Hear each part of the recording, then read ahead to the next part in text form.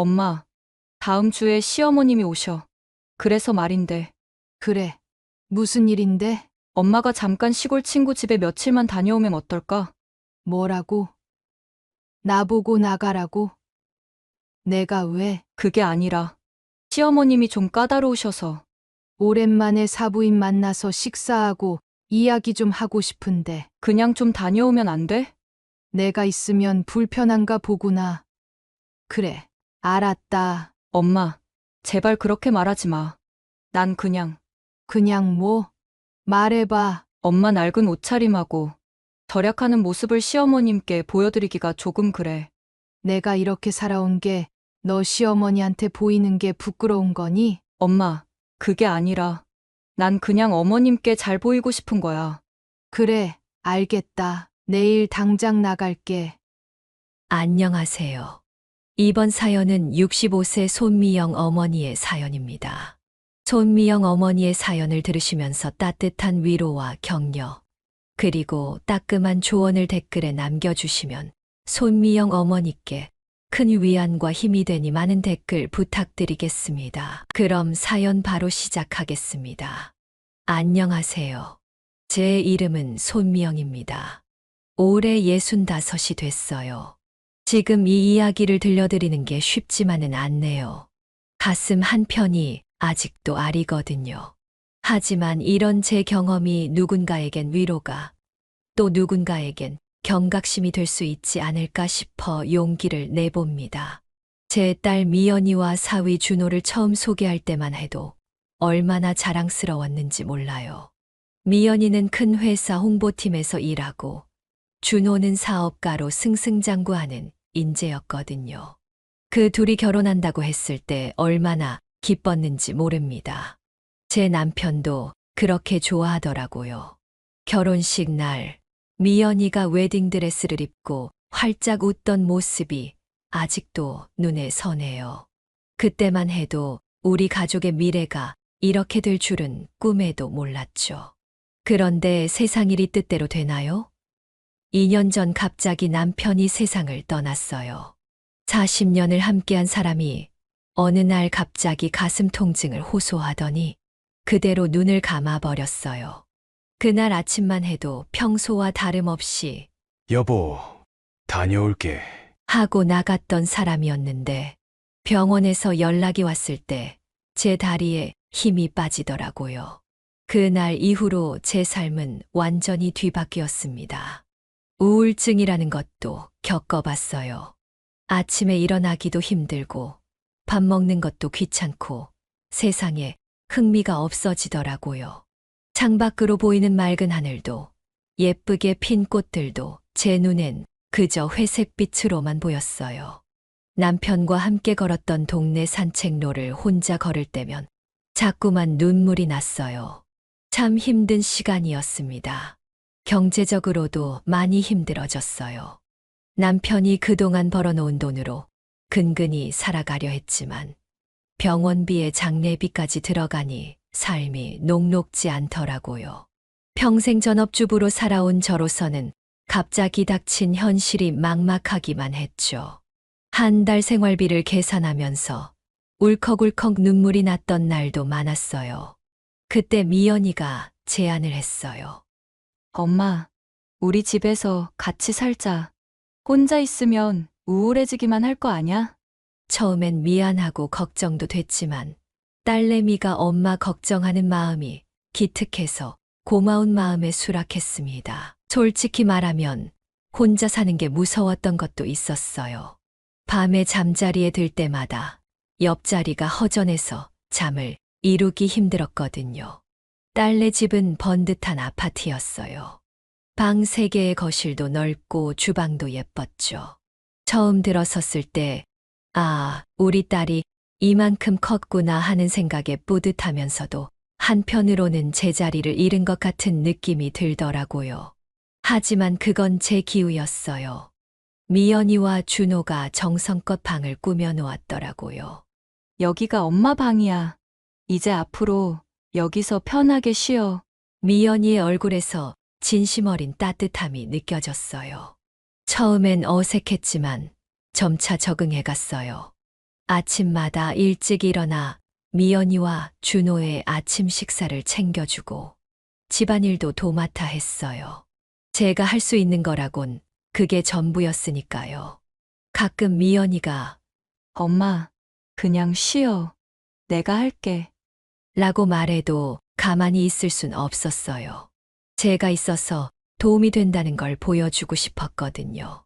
집 안 구석구석을 깨끗이 청소하고 빨래도 깔끔하게 개어놓고 맛있는 반찬도 만들어 놓았죠. 그럴 때마다 역시 우리 엄마야. 하고 좋아하는 미연이를 보면 제 가슴이 뿌듯해졌어요. 한동안은 정말 행복했어요. 퇴근하고 돌아온 미연이와 준호와 함께 저녁 식사하며 수다 떠는 게 하루 중 가장 좋은 시간이었죠. 미연이는 회사에서 있었던 재미난 일들을 이야기하고 준호는 주식 시장 동향에 대해 열심히 설명하곤 했어요. 저는 그저 딸과 사위의 이야기를 들으며 웃음 짓는 것만으로도 행복했습니다. 주말이면 다 같이 시장에 가서 장을 보고 가끔은 근처 공원으로 산책을 가기도 했어요. 그럴 때마다 이렇게 사는 거구나 하고 생각했죠. 하지만 제 옷차림이나 생활 습관이 점점 눈에 거슬렸나 봐요. 미연이가 가끔 엄마, 이제 그 옷 그만 좀 입어. 새로 사줄게. 라고 말하곤 했어요. 저는 아끼는 마음에서 오래된 옷을 입었을 뿐인데 말이에요. 평생 검소하게 살아온 저로서는 아직 멀쩡한 옷을 버리는 게 쉽지 않았거든요. 준호도 은근히 절약하는 제 모습을 못마땅해 하는 것 같았어요. 어머님, 돈 걱정 말고 드시고 싶은 거 사드세요. 이렇게 말하면서도 뭔가 안 좋은 기색이 느껴졌거든요. 그래도 저는 괜찮다고 생각했어요. 젊은 사람들의 생활 방식과 제가 다른 건 당연하니까요. 서로 이해하고 맞춰가면 된다고 믿었죠. 하지만 그게 제 오산이었나 봐요. 어느 날부터인가 미연이와 준호의 태도가 달라지기 시작했거든요. 전에는 퇴근하고 돌아오면 반갑게 맞아주곤 했는데 이제는 피곤하다며 방으로 들어가 버리기 일쑤였어요. 주말에도 둘이서만 외출하는 일이 잦아졌고 저녁 식사도 같이 하는 날이 줄어들었죠. 처음엔 바쁜가 보다 하고 넘겼어요. 하지만 딸과 사위의 차가운 눈빛과 말투를 보며 뭔가 잘못되고 있다는 걸 직감했죠. 밤에 혼자 누워있으면 자꾸 불안한 생각이 들었어요. 내가 뭘 잘못했나? 혹시 내가 부담이 되고 있는 걸까? 이런 생각들로 잠 못 이루는 밤이 많아졌습니다. 그러던 어느 날, 준호가 퇴근하고 돌아와 한마디를 던졌어요. 어머님, 다음 주에 집으로 저희 어머니 오시기로 했어요. 그 말을 듣는 순간, 왠지 모를 불안감이 엄습해 왔어요. 준호의 표정에서 뭔가 꺼림칙한 것이 느껴졌거든요. 그리고 그 불안감은 곧 현실이 되고 말았습니다. 제 인생에서 가장 큰 시련이 다가오고 있었던 거예요. 준호의 말을 듣고 난 후, 그날 밤 잠을 이루지 못했어요. 가슴 한켠이 묘하게 불안했거든요. 다음 날 아침, 평소처럼 일찍 일어나 아침 식사를 준비했어요. 미연이가 나왔을 때 물어봤죠. 미연아, 시어머니 오신다며? 언제 오시는 거야? 미연이는 대충 다음 주 화요일에 오신대. 라고 말하고는 서둘러 출근 준비를 하더라고요. 그 주 내내 저는 사부인 방문 준비로 바빴어요. 집안 구석구석 청소하고 이불도 새로 빨고 맛있는 반찬도 미리 준비해뒀죠. 하지만 뭔가 이상했어요. 미연이와 준호는 제 준비에 별로 관심이 없어 보였거든요. 엄마, 그렇게까지 안 해도 돼. 라고 미연이가 말하는데 그 말투가 왠지 냉담하게 느껴졌어요. 딸의 시어머니가 오시기 전날 밤, 미연이가 제 방으로 찾아왔어요. 엄마, 잠깐 얘기 좀 할 수 있어? 미연이의 표정이 심각해 보여서 가슴이 덜컥 내려앉더라고요.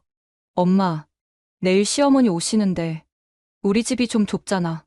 그래서 말인데 미연이의 말이 이어지기도 전에 제 머릿속에 불길한 예감이 스쳐 지나갔어요. 엄마 시골 친구 집에 며칠만 다녀오면 어떨까?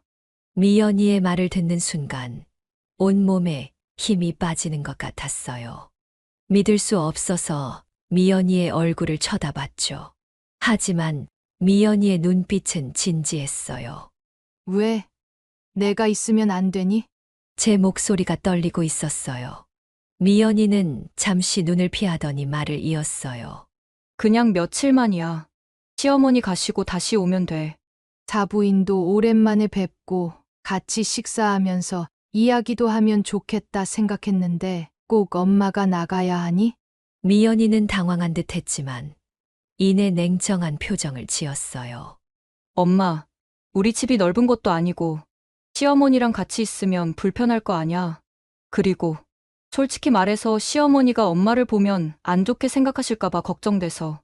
그 말을 듣는 순간 가슴 한 구석이 찢어지는 것 같았어요. 내 딸이, 내가 낳고 키운 딸이 저를 부끄러워하는 것 같았어요. 눈물이 왈칵 쏟아질 것 같았지만 겨우 참았어요. 걱정. 무슨 걱정? 내가 뭐 잘못했니? 떨리는 목소리로 물었어요. 미연이는 한숨을 쉬더니 대답했어요. 엄마, 그게 아니라 시어머니는 좀 까다로우시고 체면을 중요하게 여기시거든. 엄마가 검소하게 사는 걸 오해하실까 봐 그래. 그 순간 저는 이해했어요. 제 딸이 저를 창피해 한다는 걸요. 제가 초라해 보여서 시어머니 눈에 안 좋게 보일까봐 저를 숨기고 싶어 한다는 걸요. 알았다. 제 목소리가 생각보다 차갑게 나왔어요. 내일 아침 일찍 나갈게. 걱정하지 마. 미연이는 잠시 망설이는 듯 했지만 이내 안도의 표정을 지었어요. 고마워, 엄마. 시어머니 가시면 바로 연락할게. 방문을 닫고 나가는 미연이의 뒷모습을 보며 저는 한동안 멍하니 앉아 있었어요. 머릿속이 복잡했죠. 내가 뭘 어쨌다고 이런 대접을 받고 있는 건지. 그날 밤 짐을 싸면서 눈물이 멈추지 않았어요. 옷가지들을 정리하면서 문득 남편 생각이 났죠. 여보, 당신이 살아있었다면 이런 일은 없었겠죠? 하고 중얼거렸어요. 다음 날 아침 미연이와 준호가 출근하기 전에 집을 나섰어요. 떠나기 전 거실 한복판에 서서 집안을 둘러봤어요. 얼마 전까지만 해도 제가 열심히 가꾸고 사랑했던 공간인데 이제는 더 이상 제 자리가 아닌 것 같았어요. 무거운 발걸음을 옮겨 현관문을 열었을 때 준호가 뒤에서 불렀어요. 어머님, 기분 나쁘게 생각하지 않으셨으면 해요. 준호의 목소리에 미안함이 묻어있긴 했지만 저를 붙잡지는 않더라고요. 돌아보지 않고 대답했어요. 괜찮다. 그리고는 문을 열고 나왔어요. 엘리베이터를 타고 내려오면서 온갖 생각이 스쳐 지나갔어요. 이게 정말 현실인가? 내가 꿈을 꾸고 있는 건 아닐까? 어떻게 내 딸이 이럴 수 있지? 아파트 밖으로 나오자 쌀쌀한 바람이 불었어요. 어디로 가야 할지 몰라 한동안 서 있었죠. 그때 문득 고향 생각이 났어요. 오래전에 떠나온 곳이지만 지금 제가 갈 수 있는 유일한 곳 같았거든요.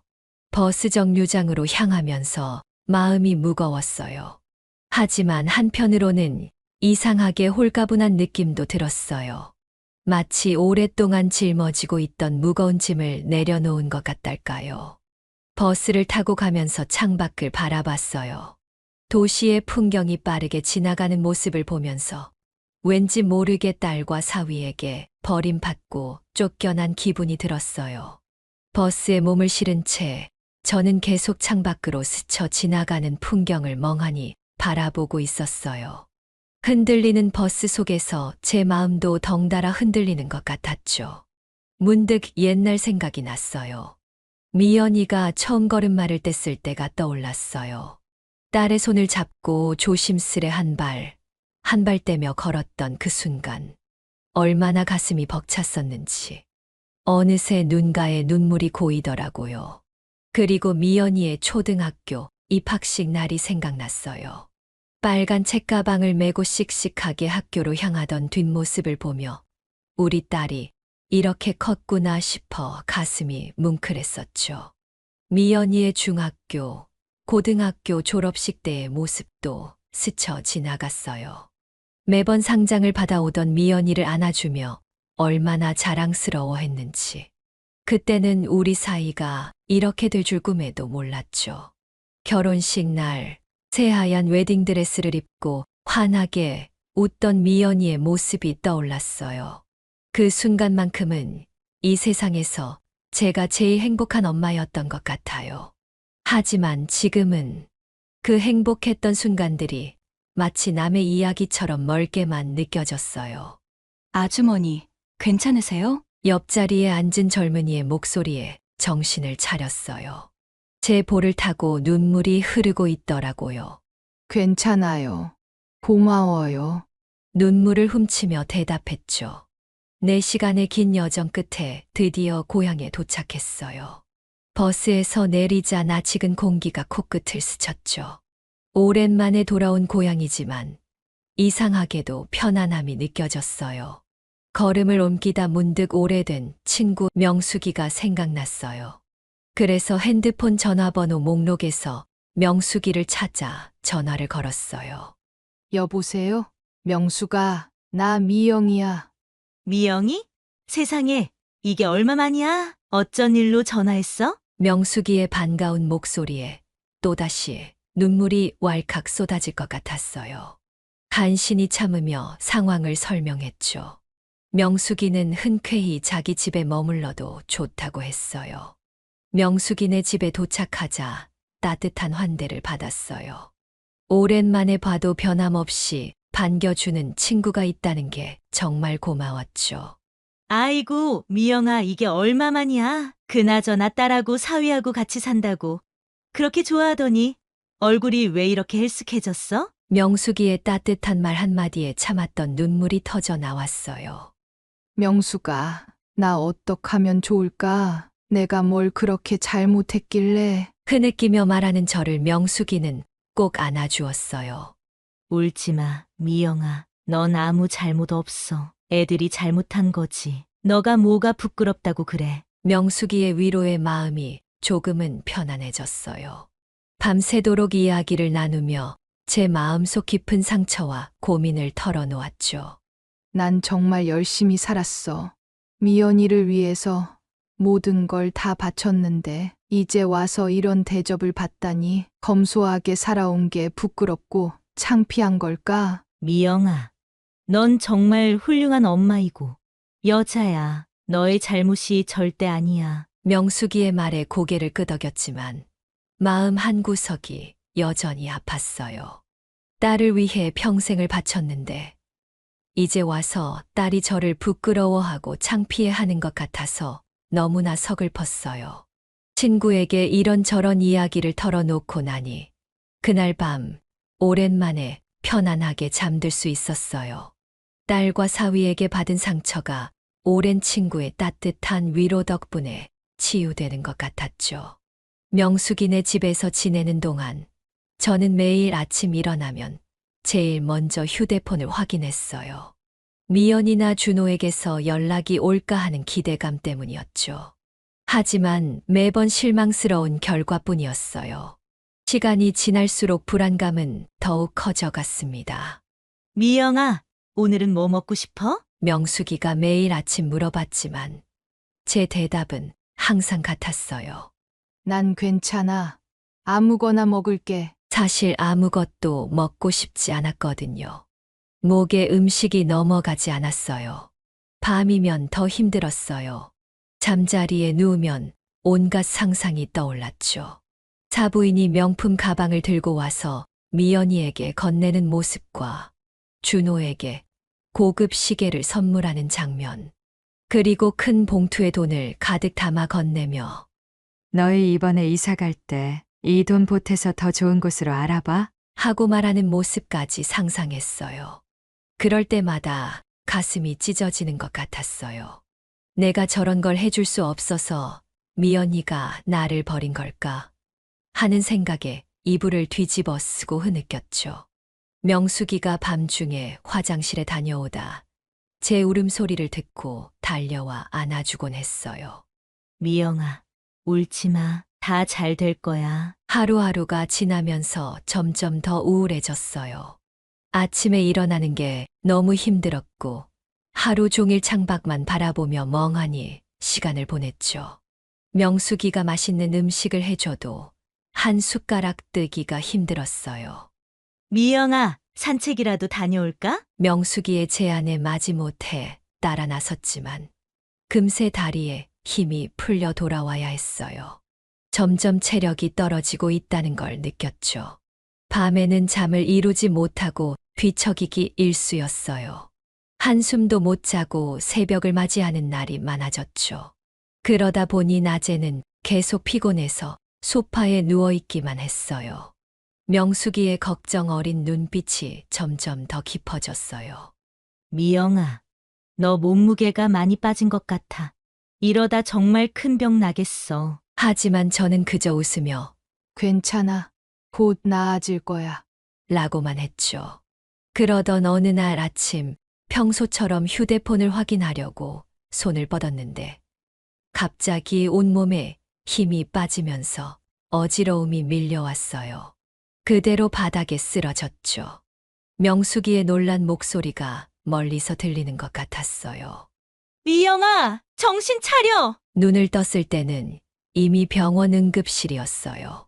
하얀 천장과 소독약 냄새, 온몸에 꽂힌 주사기들, 정신이 몽롱한 가운데 의사 선생님의 목소리가 들렸어요. 혈압이 매우 높으시고 심한 스트레스와 영양 결핍으로 인한 신체 반응으로 보입니다. 당분간 입원하셔서 치료받으셔야 할 것 같아요. 그 말을 듣는 순간 눈물이 왈칵 쏟아졌어요. 이제야 제가 얼마나 힘든 상황에 놓여 있었는지 깨달았거든요. 옆에 있던 명숙이가 제 손을 꼭 잡아주었어요.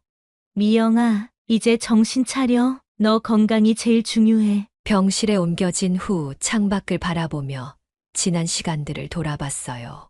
미연이를 위해 평생을 바쳤던 제 모습, 그리고 지금은 버려진 것 같은 현실. 눈물이 그치지 않았어요. 간호사 선생님께 부탁드렸어요.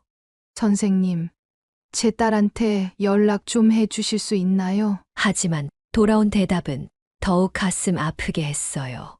죄송합니다. 따님 전화번호가 없는 번호라고 나와서 연락이 안 됐어요. 그 순간 정말 모든 것이 무너지는 것 같았어요. 미연이가 번호를 바꿨다는 건 정말 저와의 연을 완전히 끊었다는 뜻이겠죠. 한동안 아무 생각도 할 수 없었어요. 그저 멍하니 천장만 바라보고 있었죠. 하지만 시간이 지나면서 조금씩 마음을 다잡을 수 있었어요. 이제 정말 혼자구나. 하지만 이대로 무너질 순 없어. 라는 생각이 들더라고요. 병실 창밖으로 보이는 하늘을 바라보며 깊은 숨을 내쉬었어요. 구름 사이로 비치는 햇살이 마치 저에게 희망을 주는 것 같았죠. 그때 문득 이런 생각이 들었어요. 이제부터 나를 위해 살아야겠다. 늦었지만 내 인생을 새로 시작해보자. 그렇게 저는 천천히 하지만 확실하게 앞으로 어떻게 살아갈지 고민하기 시작했답니다. 미연이와 준호에 대한 미련과 원망은 여전히 있었지만 그것들이 제 삶을 지배하도록 두지 않기로 했어요. 병원 생활이 2주째 접어들던 어느 날이었어요. 점심 식사를 마치고 창밖을 바라보며 조용히 생각에 잠겨 있는데 갑자기 병실 문이 거칠게 열렸어요. 놀라서 돌아보니 미연이가 숨을 헐떡이며 서 있더라고요. 엄마, 왜 이렇게 연락도 없이 입원해 있는 거야? 미연이의 목소리에는 걱정과 함께 약간의 짜증이 섞여 있었어요. 순간 가슴이 뭉클해졌어요. 그래도 날 걱정해 주는구나 하는 생각에 눈물이 났죠. 하지만 곧 분노가 차올랐어요. 지난 시간 동안의 외로움과 서러움이 한꺼번에 밀려왔거든요. 연락이 없었다고? 내가 얼마나 너희한테 연락하려고 했는데. 넌 전화번호까지 바꿨잖아. 이제 와서 무슨. 미연이는 잠시 당황한 듯 했지만 이내 말을 이었어요. 그게 아무튼 지금 퇴원하고 집에 가서 쉬자. 집이라고? 어느 집? 너희가 날 내쫓은 그 집 말이니? 제 말에 미연이의 얼굴이 붉어졌어요. 잠시 망설이더니 조금은 누그러진 목소리로 말했어요. 엄마, 그때는 상황이 좀 그랬잖아. 이제 다 괜찮아졌으니까 집에 가자. 다 괜찮아졌다고? 내 마음은 어떻게 할 거니? 사부인 온다고 너희가 날 집에서 쫓아냈을 때 내 마음이 어땠는지 알아? 목소리가 점점 커졌어요. 옆 병상의 환자분이 힐끗 쳐다보셨고 간호사 선생님이 들어와 진정하라고 말씀하셨지만 저는 멈출 수 없었어요. 너희한테 내가 뭐였니? 시어머니 오신다고 치워야 할 물건이었어? 내가 그렇게 부끄러웠니? 내가 널 그렇게 키운 게 아닌데 내가 뭘 그렇게 잘못했길래? 눈물이 볼을 타고 흘러내렸어요. 미연이도 이제 참지 못하고 소리쳤어요.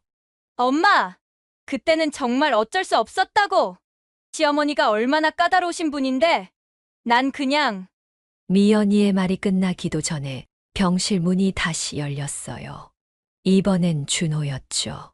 준호는 우리의 모습을 보고 놀란 듯 했어요. 어머님, 미연아, 둘 다 진정하세요. 준호는 우리 사이에 끼어들어 상황을 중재하려 했지만 이미 감정이 격해진 우리를 말리기엔 역부족이었죠. 준호야, 너희 어머니가 그렇게 대단하신 분이니? 우리 미연이를 위해서 뭘 그렇게 많이 해주셨길래? 나는 미연이를 위해 평생을 바쳤는데. 목이 메어 말을 잇지 못했어요. 준호는 잠시 망설이더니 조심스럽게 말을 꺼냈어요. 솔직히 말씀드리면 저희를 경제적으로 많이 지원해 주세요. 저희 집 계약금과 사업 자금도 마련해 주셨고요. 그래? 그러니까 돈 많고 빽 좋은 시어머니는 좋고 나 같은 늙은이는 치워야겠다 이거지? 내가 너희를 위해 평생 검소하게 살면서 모은 돈은 눈에 안 보이나 보구나. 제 말에 미연이가 갑자기 언성을 높였어요. 엄마, 그게 아니야. 난 그냥 엄마가 부끄러웠어. 항상 똑같은 엄마의 낡은 옷차림, 지질이 궁상처럼 절약하는 모습이 시어머니 앞에서 초라해 보일까봐 그저 잘 보이고 싶었던 거야.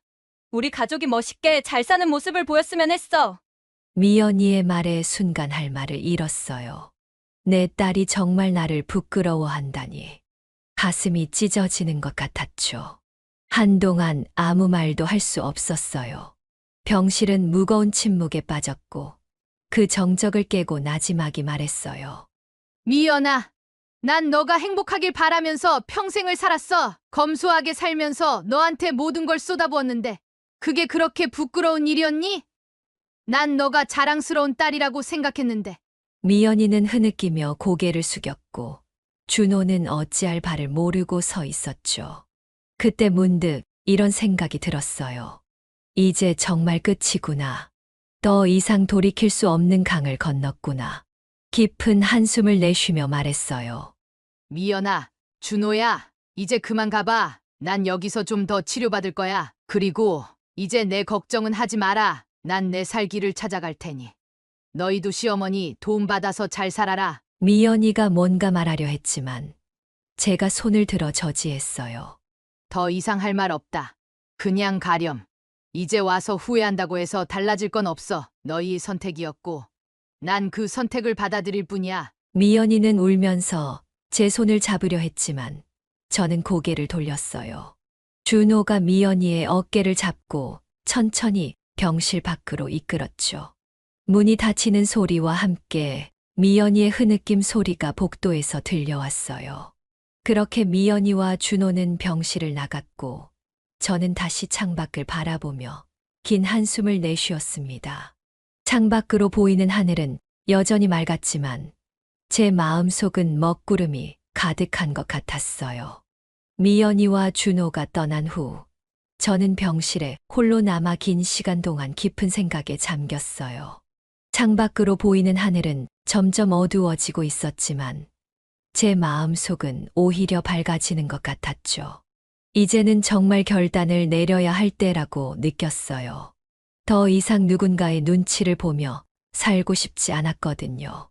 다음 날 아침 주치의 선생님께 퇴원 의사를 밝혔어요. 선생님은 좀 더 치료를 받는 게 어떻겠냐고 하셨지만 제 마음은 확고했죠. 선생님, 이제 제 마음의 병을 치료할 때예요. 그건 이 병원이 아닌 다른 곳에서 해야 할 것 같아요. 퇴원 수속을 밟는 동안 이상하게 마음이 설레더라고요. 마치 오랜 여행을 떠나는 기분이었죠. 짐을 정리하면서 문득 남편이 생각났어요. 여보, 이제 나 혼자서도 잘 살 수 있을 것 같아요. 지켜봐 주세요. 라고 중얼거렸어요.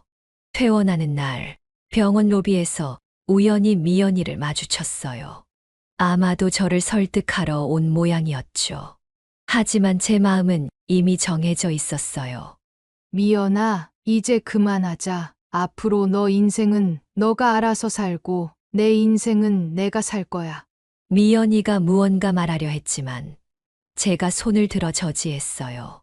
들어봐. 너에게 난 부끄러운 존재였겠지. 하지만 난 내 인생이 자랑스러워. 검소하게 살면서도 너를 훌륭하게 키워냈다고 생각했는데 그게 너한텐 부끄러움이었다니 참 아이러니하구나. 미연이의 눈에 눈물이 고였어요. 하지만 저는 흔들리지 않았죠. 그리고 하나 더 말해둘 게 있어. 네 아버지가 돌아가실 때 작은 재산을 남기셨어. 난 그동안 너희를 위해 그 돈을 쓰지 않고 모아뒀어. 하지만 이젠 그 돈으로 내 새 인생을 시작할 거야. 미연이의 눈이 놀라움으로 커졌어요. 아마 이런 사실을 전혀 모르고 있었겠죠.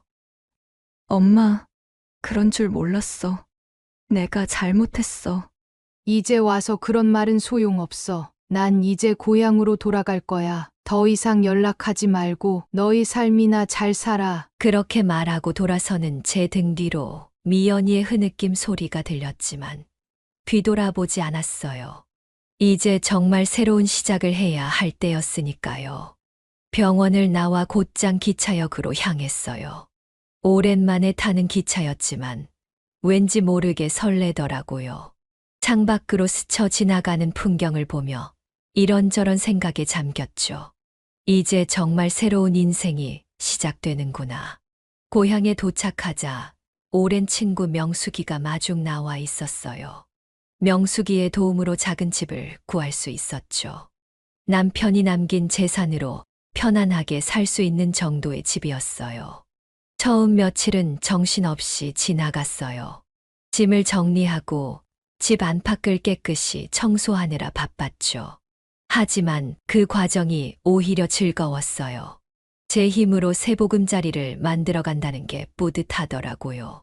점차 시골 생활에 적응해 가면서 이웃들과도 가까워졌어요. 동네 할머니들과 함께 텃밭을 가꾸기 시작했는데 그게 정말 큰 즐거움이 되었죠. 직접 기른 채소로 반찬을 만들어 이웃들과 나누어 먹는 재미가 쏠쏠했어요. 동네 노인회에서도 열심히 활동했어요. 처음엔 어색했지만 점차 제 역할을 찾아갔죠. 특히 글을 잘 몰랐던 할머니들에게 한글을 가르쳐 드리는 일이 보람 있었어요. 그분들이 처음으로 자신의 이름을 쓰셨을 때 그 기쁨 어린 표정을 잊을 수가 없어요. 가끔은 동네 아이들에게 글을 가르쳐 주기도 했어요. 아이들과 함께 있으면 미연이가 어렸을 때가 생각나 가슴이 아프기도 했지만 그 아픔조차도 제 삶의 일부로 받아들이기로 했죠. 그렇게 3년의 시간이 흘렀어요. 어느 날 갑자기 미연이에게서 전화가 왔어요. 준호의 사업이 부도나서 경제적으로 많이 어렵다고 하더라고요. 시어머니도 이제 더 이상 도와줄 형편이 안 된다고 하더라고요. 엄마, 우리 정말 어려워. 제발 도와줘. 미연이의 목소리에는 절박함이 가득했어요. 순간 마음이 흔들렸지만 지난 3년간의 시간을 생각하며 마음을 다잡았어요. 미연아, 너희가 어렵다니 안타깝구나. 하지만 난 이제 너희와는 상관없는 사람이야. 너 인생은 너가 책임져야 해. 엄마, 제발. 우리가 정말 잘못했어. 용서해줘. 용서는 했다. 하지만 그게 너희를 도와준다는 뜻은 아니야. 이제 각자의 삶을 살자. 더 이상 연락하지 말아라. 그렇게 전화를 끊고 나니 마음이 복잡했어요. 딸의 어려운 처지를 외면하는 게 쉽지만은 않았죠. 하지만 동시에 홀가분한 느낌도 들었어요. 이제 정말 저 자신의 삶에만 집중할 수 있게 된 것 같았거든요. 요즘 제 하루는 이렇게 흘러가요. 아침 일찍 일어나 텃밭에 나가 채소들을 돌봐요. 따스한 아침 햇살을 받으며 싱그러운 채소를 만지는 것만으로도 행복해요. 오전에는 주로 동네 노인정에서 시간을 보내요. 할머니들과 함께 요가도 하고 때로는 장기 자랑 대회도 열어요. 제가 개사한 노래로 상을 탄 적도 있답니다. 오후에는 등산을 가기도 해요. 가끔 명수기와 함께 인근 도시로 나들이를 가는 것도 소소한 즐거움이에요.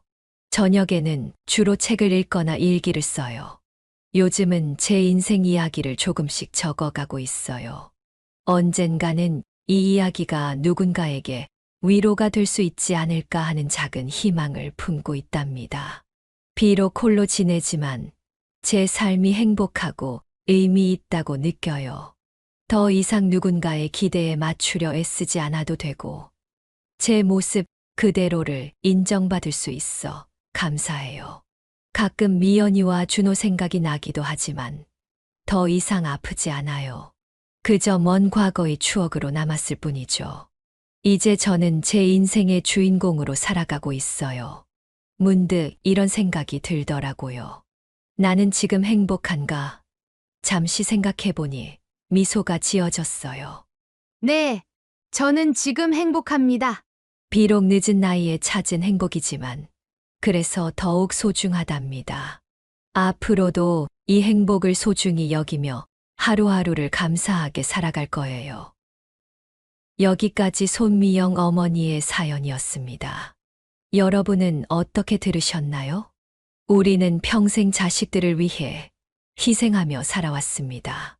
하지만 때로는 그 사랑이 당연시되고 우리의 존재가 부끄러움의 대상이 될 수 있다는 걸 이 사연을 통해 아프게 깨달았습니다. 부모로서 우리가 잊지 말아야 할 것은 우리도 한 사람의 인격체라는 점입니다. 우리에게도 존엄성과 자존감이 필요합니다. 자식을 위해 모든 것을 포기하는 것이 아니라 서로 존중하며 각자의 삶을 살아가는 것이 진정한 가족의 모습일 것입니다. 여러분, 늦었다고 생각하지 마세요. 지금이라도 자신을 위한 삶을 시작하세요. 우리의 행복이 곧 자식들의 행복으로 이어질 것입니다. 인생의 황혼기를 맞이한 우리, 이제는 우리 자신을 위해 살아갈 때입니다. 그것이 우리가 자식들에게 줄 수 있는 마지막 선물이 될 것입니다. 구독과 좋아요, 알림 설정하시면 올라오는 사연을 빠르게 받아보실 수 있습니다. 그럼 다음 사연으로 찾아뵙겠습니다. 고맙습니다.